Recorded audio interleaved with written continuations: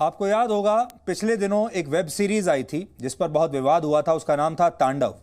और इस मामले पर इलाहाबाद हाई कोर्ट ने गुरुवार को एक बहुत ही दूरदर्शी फैसला सुनाया है और इससे देश में उन लोगों की गलतफहमी दूर हो जाएगी जो आज़ादी का गलत मतलब समझते हैं और क्रिएटिव फ्रीडम के नाम पर हिंदू देवी देवताओं का खुलेआम अपमान करते हैं। असल में वेब सीरीज तांडव में हिंदू देवी देवताओं को जिस तरह से दिखाया गया था उस पर देश के बहुत सारे लोगों ने आपत्ति की थी। पुलिस ने रिपोर्ट लिखी, एफआईआर दर्ज की। उसके बाद गिरफ्तारी से बचने के लिए भारत में उस ओटीटी प्लेटफॉर्म की एक बड़ी अधिकारी अपर्णा पुरोहित इलाहाबाद हाई कोर्ट चली गई, लेकिन अदालत ने उन्हें गिरफ्तारी से राहत देने की याचिका को ठुकरा दिया और कहा कि हम आपको कोई राहत नहीं देंगे। और ऐसा करते हुए इस केस में जो कुछ कहा गया वो भारत में क्रिएटिव फ्रीडम का भविष्य तय कर सकता है। पहले कुछ पॉइंट्स में मैं आपको बताता हूं कि अदालत ने कला के नाम पर धार्मिक अपमान के मामले में क्या कहा है और फिर विस्तार से इस फैसले में लिखी गई बातें आपको मैं पढ़कर सुनाऊंगा। वो ऑर्डर भी मैं लेकर आया हूं आज। पहली बड़ी बात तो यह है कि अभिव्यक्ति की आजादी के नाम पर देवी देवताओं का अपमान किया जा रहा है, ऐसा इस आदेश में लिखा है। दूसरी बात, जातीय और धार्मिक भावनाओं को भड़काने की कोशिश की गई और ऐसा लगता है कि देवी देवताओं के अपमान के पीछे कोई निश्चित योजना काम कर रही है। तीसरी बात जो अदालत ने कही है वो ये कि दूसरे धर्म का अपमान अब कमाई का जरिया बन गया है। चौथी बात, फिल्म के जरिए देश और राज्य की छवि खराब करने की कोशिशें की जाती हैं और पुलिस प्रशासन और संवैधानिक पदों का गलत चित्रण किया जाता है।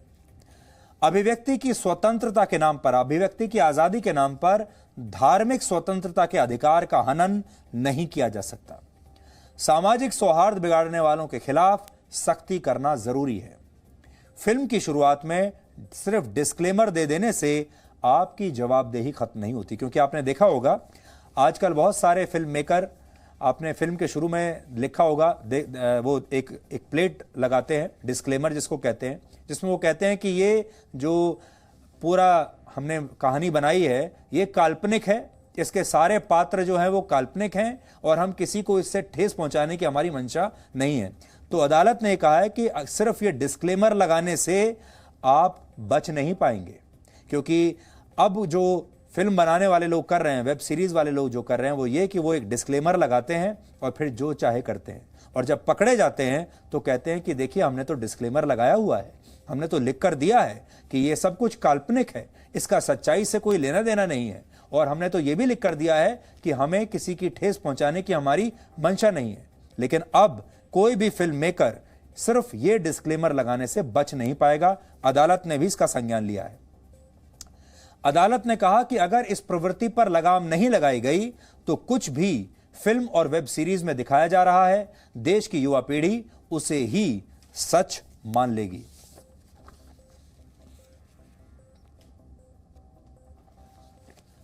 कोर्ट ने यह भी कहा कि पश्चिमी दुनिया के देशों में किसी भी धार्मिक व्यक्ति या चिन्ह को गलत तरीके से नहीं दिखाया जाता। यहां तक कि भारत में ही अगर बात करें तो दक्षिण भारत में भी जो फिल्में बन रही हैं उनमें भी धार्मिक भावनाओं का पूरा ध्यान रखा जाता है। इस फैसले को पढ़कर लगता है कि जैसे ही हिंदी भाषी राज्यों में कलाकार आते हैं उनके लिए कला का मतलब धार्मिक भावनाओं का अपमान होता है, जबकि ये सही बात नहीं है। अब मैं आपको अदालत के फैसले के कुछ हिस्से पढ़कर सुनाना चाहता हूं। देखिए, अदालत ने बहुत बड़ी बातें इसमें कही हैं और मुझे ऐसा लगता है कि आने वाले दिनों में अदालत का जो ये वाला जो फैसला है ये आने वाले दिनों में भारत की दिशा तय कर देगा। इसमें सबसे पहली बात तो जज साहब जो कहते हैं वो ये है कि western film makers have refrained from ridiculing lord Jesus और the prophet, but Hindi film makers have done this repeatedly and still doing this mostly unabashedly with the Hindu gods and goddesses। इसका मतलब यह है, उन्होंने कहा है कि जो पश्चिम के फिल्म मेकर्स हैं, फिल्म निर्माता हैं, वो अपने देश में अपनी फिल्मों में जीसस क्राइस्ट या प्रॉफिट मोहम्मद को लेकर कभी कोई आपत्तिजनक चीज नहीं दिखाते।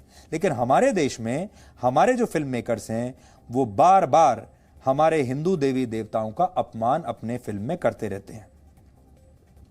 This shows that from film, this trend has passed to comedy shows अब फिल्मों से ये जो ट्रेंड है ये कॉमेडी शोज की तरफ चला गया है. Such people make the revered figures of religion of majority community source of earning money. लेकिन इसी का फायदा उठाकर बहुत सारे लोग अब हमारे हिंदू देवी देवताओं का अपमान करते हैं और ये सब पैसा कमाने के लिए हो रहा है. फिर आगे उन्होंने लिखा है, number of movies have been produced which have used the name of Hindu gods and goddesses and shown them in disrespectful manner. उन्होंने फिल्मों के नाम दिए हैं, राम तेरी गंगा मैली, सत्यम शिवम सुंदरम, पीके, ओ माई गॉड वगैरह वगैरह. Not only this, efforts have been made to subvert the image of historical and mythological personalities, जैसे Padmavati. This tendency on the part of the Hindi film industry is growing, and if not curbed in time, it may have disastrous consequences for the Indian social, religious and communal order. ऐसा उन्होंने लिखा है. और जो हमारी फिर ये भी लिखा है, the young generation of the country which is not much aware of the social and cultural heritage, and therefore it destroys the basic concept of the survival of this country.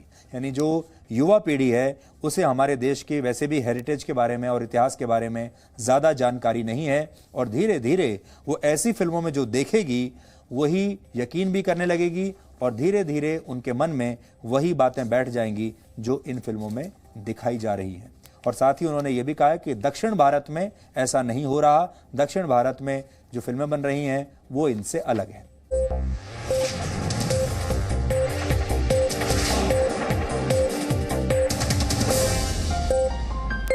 Presenting B News app, available on Google Play and App Store. Download it now.